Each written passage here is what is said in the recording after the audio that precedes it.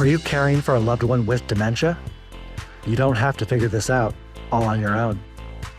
Welcome to Truth, Lies, and Alzheimer's, the show that helps you reimagine a new relationship with your loved one, a relationship a little more free of stress and anxiety. Join host Lisa Skinner and her 30-plus years of experience as she guides you on a new path to a better relationship with those you care for. Here's Lisa. Hello to all of you who have tuned in to listen to this episode of the Truth, Lies, and Alzheimer's show. I am Lisa Skinner, your host, and I'd like to shout out a very warm welcome to all of you who have joined us today. Thank you so much for being here. There are so many aspects of living with dementia that are unexpected and can surface out of nowhere at any time. These are what I call the hidden or secret faces of Alzheimer's disease. And as many of you know, they show up unannounced, are completely unpredictable, and that is the reason why it's so important to be prepared for anything that emerges on this journey.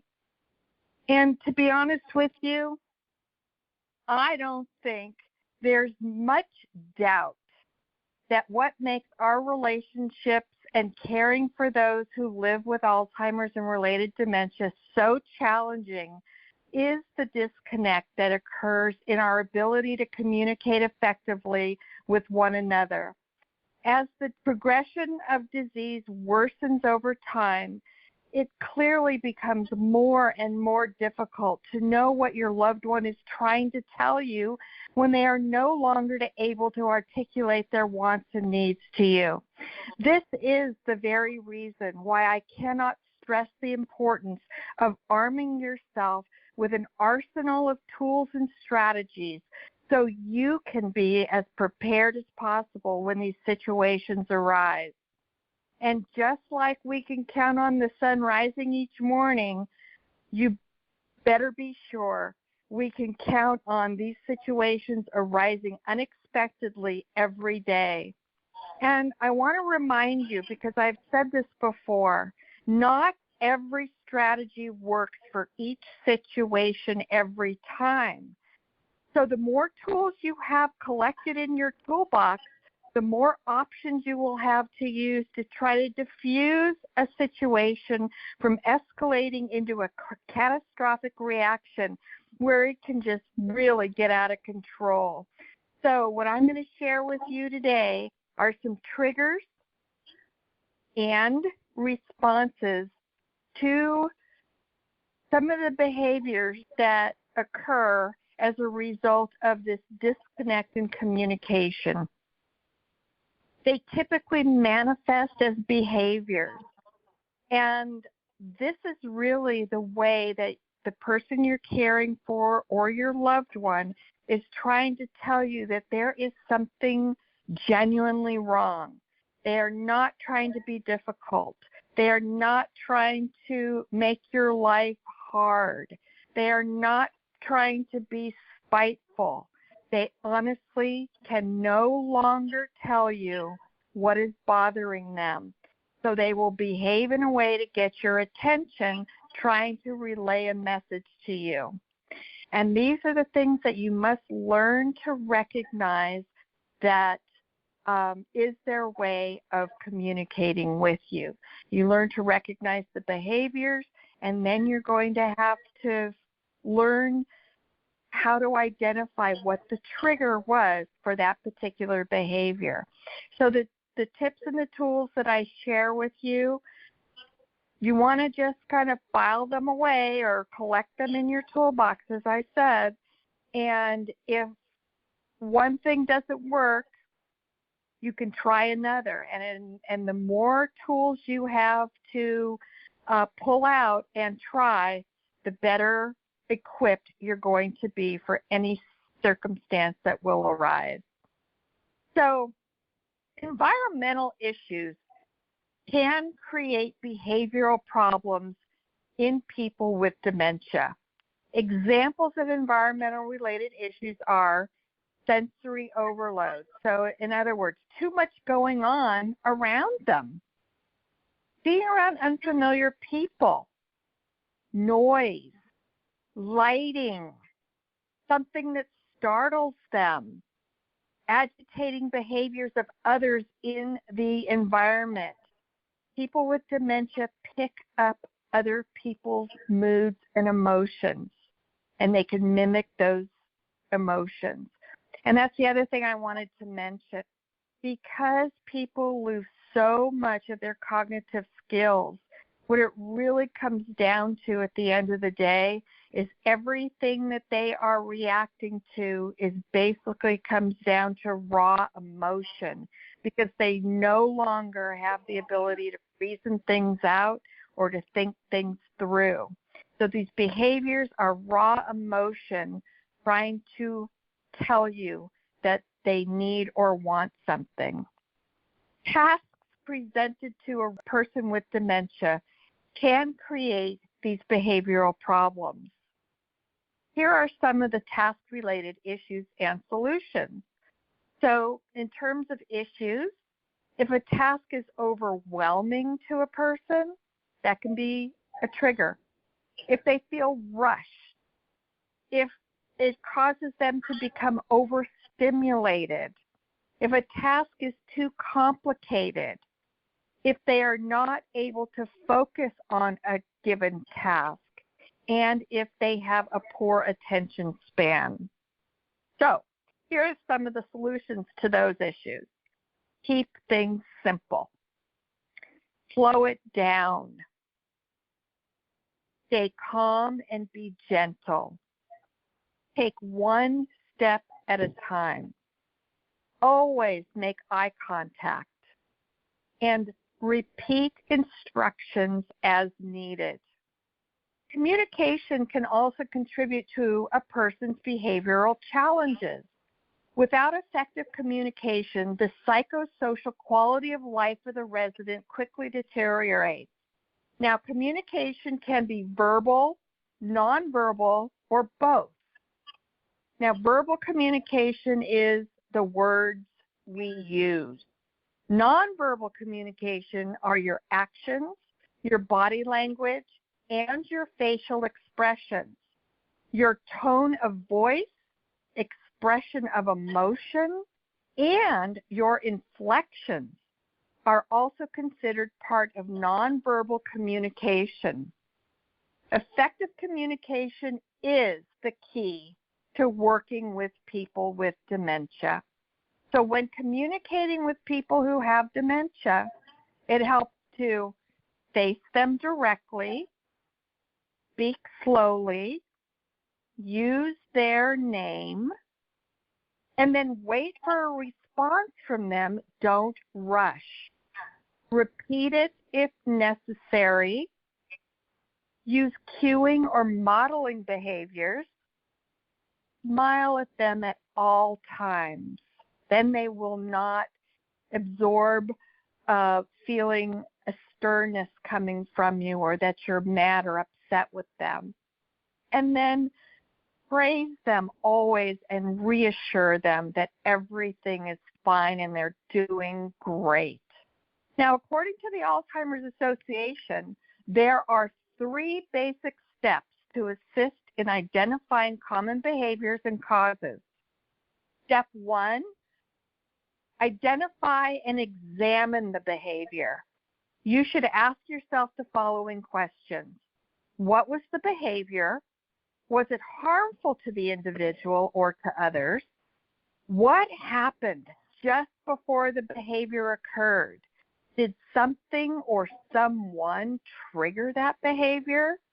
Other questions you may consider in order to examine the behavior include, what happened immediately after the behavior occurred? How did you react?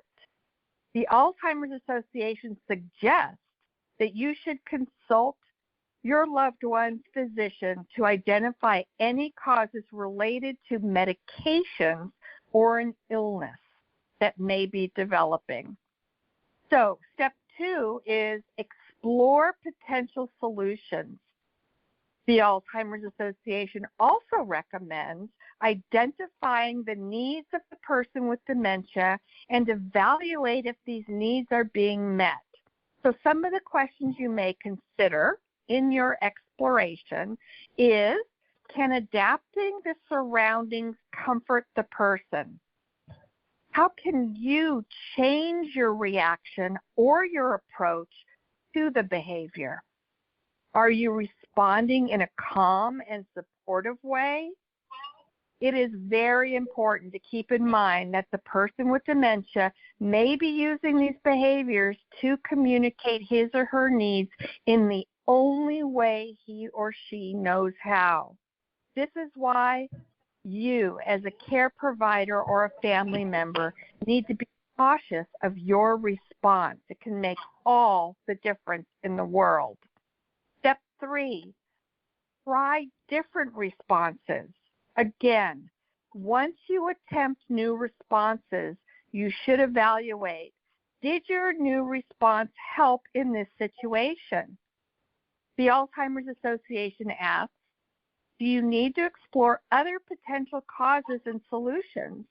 If so, what can you do differently? There are many, many resources you can use to discover positive solutions to challenging behaviors. And I want to also remind you, again, that if your response worked at that time for that given situation, and then the same thing happens again and you try that same response, it may not work this next time. So the more responses you have to pull out of your toolbox, the more chances you will have of diffusing the situation. What I'm going to share with you now is a list of what we call 13 R's, what is called a solution-focused model. And the solution-focused model focuses on what you can do right now to change the person's behavior rather than focusing on the problem that made the person display a difficult behavior. Now, this approach does not focus on the past, but instead focuses on the present and the future. The 13 R's are, number 1, remain calm, your voice and your body language. Number 2, remove the trigger. So you want to eliminate the source of agitation, but you have to figure out what that source of agitation is first. Not an easy task. Number 3, redirect the person. So guide them to another task. Number 4, reassure them by making positive statements. Number 5, repeat if necessary. Number 6, revise. Present one step at a time. Number 7, respond, which is listening and paraphrasing their words. Number 8, reference. Validate their point of view.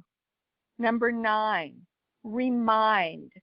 Always encourage reminiscing and praising past accomplishments. Number 10, reflection, which is physically acknowledging communication. In other words, one example would be by nodding your head to them. Number 11 is reinforce. You can do this by praising positive behaviors. Number 12, reporting incidents. And what they mean by that is write down, keep a journal of things that trigger behaviors so you will have a reference to look for in the future. And then 13, reevaluate. Establish the root cause and assess it for controlling the situation. So next, I'm going to share with you some very specific behavioral responses that you may see in people with dementia. Each type of behavior you may observe, followed by some suggestions that you can do to help minimize the undesired behavior. When a loved one displays anger or agitation, here's some tips. Do not express impatience. Maintain calmness, smile, and reassure. Speak slowly and offer comfort. Redirect to a quiet area. Engage with them in a favorite pastime. Offer a favorite food or beverage, and whisper. When the person becomes aggressive, it can help to, again, remain calm while you approach them. Get help if necessary. Use what's called change of face technique. And what that means is you get a different person to come in and see if that will make a difference to diffuse the behavior. Again, called change of face. Attempt to redirect the person. And when you do, redirect them to a safe area, for example, their room or a quiet area. Provide a distraction. You can use a known interest to distract them. When a person with dementia is anxious, it also helps to identify the trigger and time of the occurrence. It's helpful to keep a journal of these things and reinforce positive behaviors. Help the person with dementia reduce anxiety. Encourage viewing family photos for discussion. That's a great distraction. Keep them busy and use relaxation methods. One of the really effective ones is give them a hand massage. They love that, and it's very calming. Now, here are some things you can do when the person has increased behaviors in the late afternoon and evening, often referred to as sundowning. Prepare for raised anxiety. Turn lights on ahead of time. Minimize their distractions. Remove any clutter. Provide a safe place for them to rummage. Offer favorite items of interest. Offer snacks and drinks. And play soft music in the background. That is very effective. When a person is disruptive, you may seek their attention, approach them in a friendly manner, redirect them to a private area if possible, inform them of a change in routine, encourage an independent activity, involve them in any plans if possible, and help them gain their coping skills. Here are some things you can do to help with sleep problems. Monitor their sleep patterns. Determine cause, such as hunger or discomfort. Provide daily exercise. Establish routine napping if necessary. Remind them that it's their bedtime. Provide security items such as a favorite picture or stuffed animal. Create rituals such as hand massages, drinks, prayer, beds, etc. And wind down activity participation after dinner unless requiring exercise. It's always best to do more stimulating activities earlier in the day and wind down as the day progresses on. Supply night lights if they're preferred, and reassure them that you will check on them throughout the night. Now, tips for handling agitation include address any chaos in the environment by reducing noise levels and the number of other people. Avoid moving household objects around whenever possible. Familiar objects located in the same places provides them with a sense of security. Change the immediate environment when the person with dementia becomes agitated. Again, play soothing music. It's magical. It's powerful. Safety-proof the environment to allow for as much autonomy as possible with the least number of hazards. Handling communication problems include giving reassurance, trying to use touch if verbal support isn't working, again, limiting outside distractions, turn off radios and television. Listen for the meaning of the feelings behind their words. Speak clearly and loud enough to be heard. And then, of course, use nonverbal means of communication such as body language, facial expressions, and touch. Many people with dementia have ongoing communication problems. This is going to include forgetting words, using repetitive phrases, and other things that you will notice. Now, how to handle delusions, hallucinations, and paranoia. Along with anxiety, delusions, hallucinations, and paranoia are extremely common behavioral issues in people with dementia, and they may occur as a result of changes in physical health of the brain. So some tips for handling delusions, hallucination, and paranoia include, probably the most important thing is avoid arguing or trying to impose a sense of truth or reality into the person with dementia. Why? It absolutely does not work. Don't feel the need to play into the lie. You can be honest while still providing dignity and respect. And then reassure that person by saying things like, I am so sorry you are getting upset by this. Let me see if I can help. And then redirect the person with dementia to divert their attention to something more appropriate. Tips for handling sleeplessness and sundowning. So, insomnia and sleeplessness, also known as sundowning, are, again, common behaviors in people with dementia.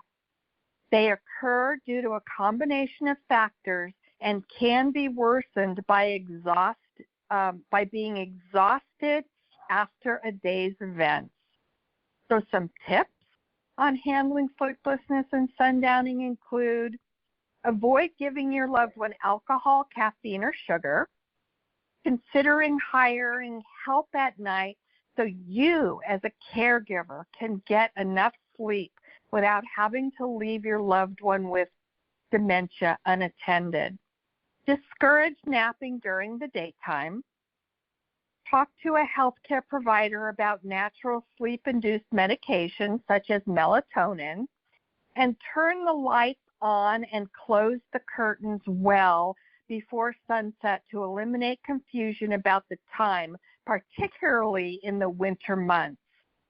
And then the last tip I have for you today is how to handle wandering. It's not always easy to find out why a person with dementia is wandering, but caregivers can use these insights to help them more effectively deal with that problem. You can add child-safe plastic covers to doorknobs. You can consider having them carry a GPS tracking device. Always have a current photo on file just in case the person with dementia goes missing. Register them with the Safe and Sound program in your local area. Install door alarms and set them to go off if the door is opened. And finally, install locks that require a key, keeping safety issues in mind for all people in the home. So those are hopefully some very helpful and valuable tips for you to consider while encountering some of these challenging behaviors that will occur. So in my segment, What's News, I want to share with you an article that I stumbled upon. It was in Fortune Well, presented by CVS Health, and the title of the article is called Cognitive Decline After Retirement is a Universal Trend. Here are 4 ways to reverse it. The article was written by Aaron Prater, and it was published on May 19th, 2023. And this is what the article tells us. Now, it was authored by researchers at the University of Cologne in Germany and the University of California, San Francisco. The researchers interviewed nearly 9,000 European retirees ages 50 and older from 17 countries. Each completed 6 memory assessments over the course of 13 years. Their findings: retirement was generally associated with a moderate decrease in word recall, and memory decline accelerated after retirement. This was true in all countries involved, even in those with more generous welfare systems and higher pension benefits, like Germany, Austria, France, and Belgium, versus those with low public pensions, like Portugal, Greece, Israel, Estonia, Poland, and Slovenia. The study showed that postponing retirement can protect against cognitive decline, especially among the more highly educated. But let's face it, the article says, life is short. For those who can and wish to retire on time, here are 4 tips for staying mentally sharp during what should be the most joyous season of your life. So keep or get connected. 1/4 of Americans aged 65 and older are socially isolated, according to a 2020 report from the National Academies of Sciences, Engineering, and Medicine. While loneliness is miserable, it's also more. It poses a health risk as deadly as smoking a dozen cigarettes a day. The U.S. Surgeon General Dr. Vivek Murthy recently told attendees of Fortune's Brainstorm Health Conference. Retirement often means loss of the community you worked in, perhaps for decades. So keep connected to others by taking classes, volunteering, hanging out with friends, or picking up a sport. The second recommended advice is to keep active. It's never too late to begin an exercise routine, even if you didn't do it in pre-retirement or if you fell off the wagon at some point. Get up and get going again. The third one, keep your stress to a minimum. There are many, many ways to keep stress at bay. A few of them are to get a good quality sleep and do your best not to introduce any new stressors in your life. And then finally, keep working. Ideally, you're in a situation where you might not have the financial need for a typical 9-to-5 day like you did when you were working pre-retirement, but you have just as much to contribute to society as the day before you retired. If it brings you joy, consider volunteering, contract work, or a part-time job in the field you love, regardless of pay. You'll reap the benefits of connectedness and cognitive acuity and typically accompanying work, hopefully without all the stress. So I think that's some pretty good advice. I have known a lot of people who have retired and then just seem to cognitively decline within years of retiring. So I think this is some really sound advice to follow for those of you who want to stay sharp even in your retirement years. So that's what I have for you today. I want to thank you again for listening. We always have so much to cover in our current episode and upcoming episodes. And as you know, it's so important for me to provide you with information that you will find helpful and valuable throughout this journey. Remember, and I can't emphasize this enough, dementia awareness occurs every day. The kindness is the ability to speak with love, listen with compassion, and act with patience. These are all very necessary attributes to have in order to outlast Alzheimer's disease. This show is all about you and how my experiences, expertise, and strategies can help you and your loved one have an easier time while struggling through this disease. I know how difficult it is.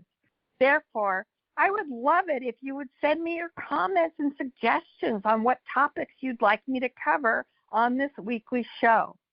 I genuinely look forward to receiving your thoughts and ideas. And in the meantime, take care of you. Talk to y'all next week. Thank you for listening to Truth, Lies, and Alzheimer's. We hope you found something in today's episode that helps. We understand that caring for a loved one with dementia can be the challenge of a lifetime, but you don't have to do it alone. If you're ready for exclusive access to even more great content and resources, head on over to Facebook and join Lisa's Minding Dementia Support Group. We're a community of like-minded caregivers, and we're here to help.